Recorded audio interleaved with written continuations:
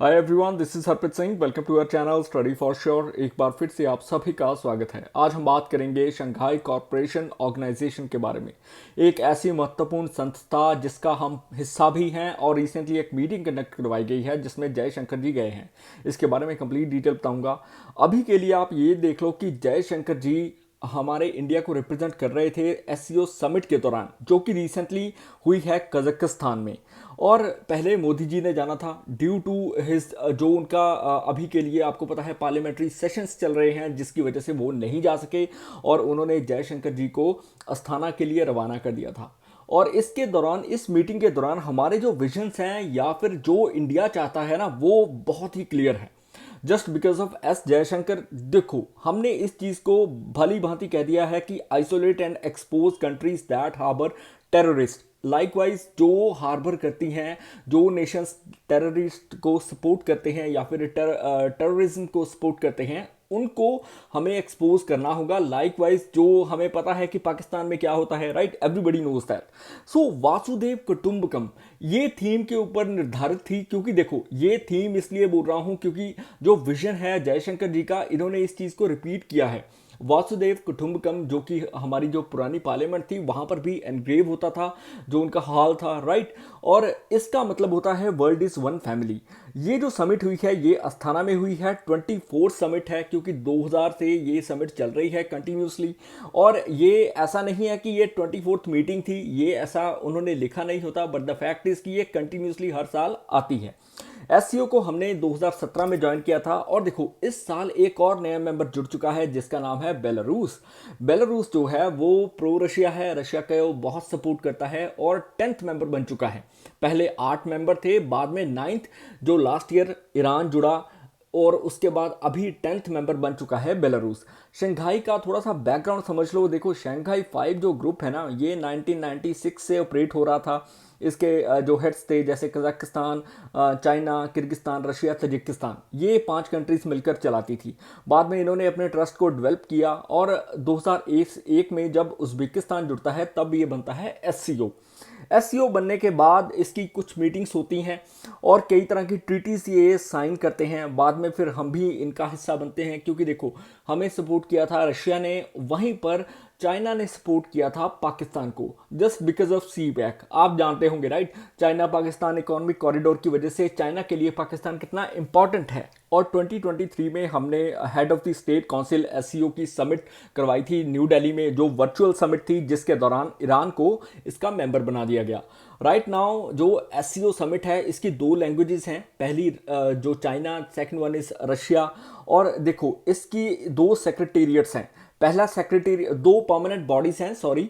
एक permanent body जिसका नाम सेक्रेटेरिएट है, उसका हेडक्वार्टर है बीजिंग में। वहीं पर दूसरी जो परमानेंट बॉडी है वो है रैट्स, जो कि रीजनल एंटी टेररिस्ट विंग है, ऑर्गेनाइजेशन है, right. Structure regional anti terrorist structure बोल देते हैं। उसका जो हेडक्वार्टर है वो टैशकंट में है। और देखो अभी के लिए आपको समझना होगा कि एससीओ के ऑब्जेक्टिव्स क्या हैं। म्यूचुअल इंटरेस्ट को बिल्डअप करना, नेबरली रिलेशंस को डेवलप करना, पॉलिटिकल हो चाहे सिक्योरिटी पर्पज से हो, इकोनॉमिक, कल्चरल हो, इन टाइज को और बेहतर करना ताकि पीस, स्टेबिलिटी, सिक्योरिटी को बढ़ावा दिया जा सके। और इसकी देखो टूरिज्म और कल्चरल कैपिटल्स भी होती हैं। और पहली टूरिज्म जो कल्चरल कैपिटल इसकी बनी थी वो थी काशी, यानी कि वाराणसी।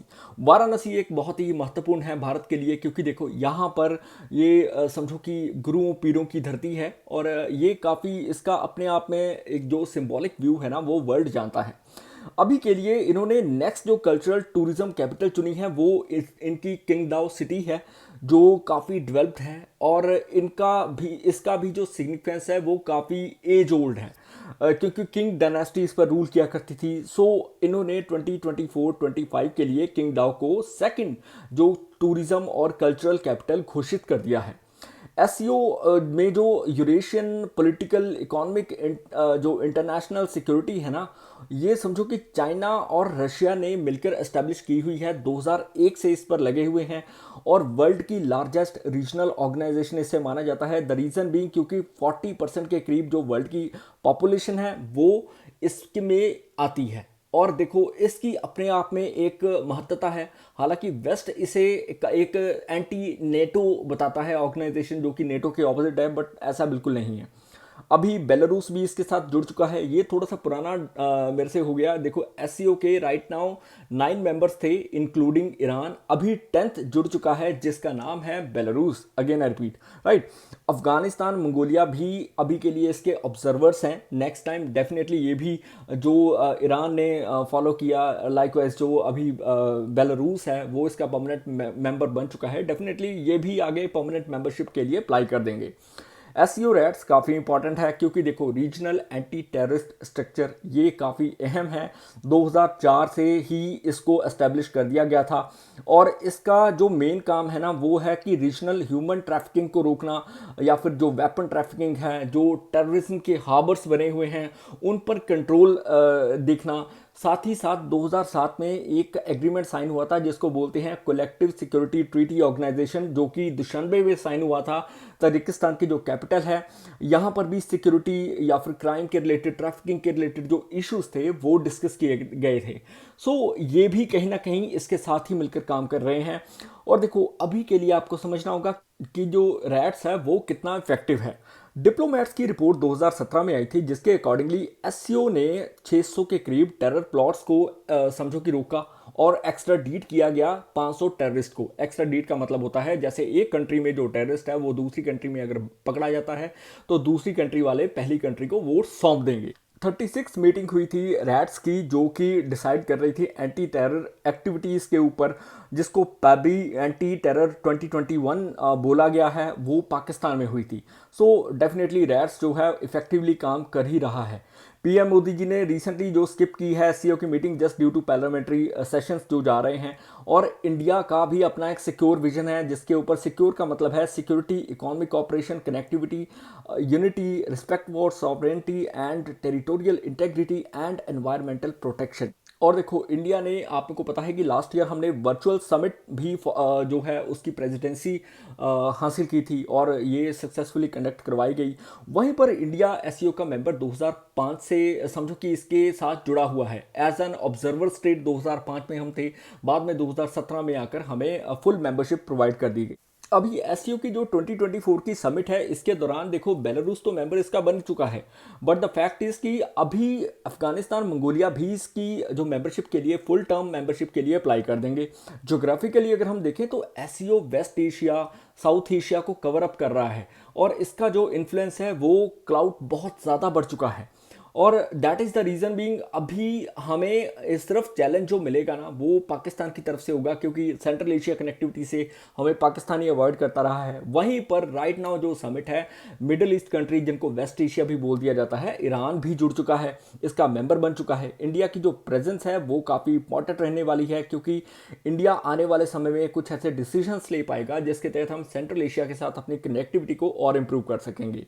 साथ ही साथ टर्की और पाकिस्तान के रिलेशन बहुत मजबूत हुए हैं, आप सभी जानते हो इस चीज़ के बारे में। और कश्मीर के मुद्दे के ऊपर टर्की पाकिस्तान को हमेशा सपोर्ट करता रहा है। यहाँ पर हमारे लिए चैलेंज होने वाला है, क्योंकि अगर टर्की भी एससीओ में एंटर हो गया तो डेफिनेटली हमें वो काउंटर करने की कोशिश करेगा। और हमें जो ईरान का सपोर्ट है वो देखो हेल्प करेगा डेफिनेटली, क्योंकि ईरान और इंडिया के रिलेशंस काफ़ी एजोड हैं। लाइकवाइज रशिया के साथ जो हमारे थे, स्टिल दोनों पर जो सैंक्शंस लगे हुए हैं यूएस के द्वारा, बट हम फिर भी उनके साथ डील कर रहे हैं। और देखो टर्की जो है एससीओ का राइट नाउ डायलॉग पार्टनर है। डेफिनेटली अगर ये वहाँ पर फुल मेंबरशिप के लिए अप्लाई करता है तो हमारे लिए थोड़ा सा चैलेंजिंग होने वाला है। साथ ही साथ इंटरनेशनल जो नॉर्थ साउथ कॉरिडोर है उसके तहत जो ईरान और इंडिया की रिलेशंस हैं थ्रू चाबहार पोर्ट, ये देखो बिल्डअप होंगे। अगर ऐसा होता है तो सेंट्रल एशियन कनेक्टिविटी के साथ हमें बहुत ज़्यादा सहायता होने वाली है, हमारी इकॉनमी भी बूस्ट करेगी, क्योंकि सेंट्रल एशियन रीजन में कुछ ऐसी कंट्रीज़ हैं जहाँ पर वेरियस मिनरल रिजर्व्स हैं जो कि भारत को चाहिए, और भारत भी अपनी जो मार्केट है उनके लिए खोल सकता है। ये था आज का आर्टिकल। आई होप आपको पसंद आया होगा। किसी प्रकार की भूल होगी तो मैं क्षमा चाहूँगा। प्लीज़ हमें सब्सक्राइब, लाइक, शेयर और कमेंट जरूर करें। May you have successful day head. जय हिंद।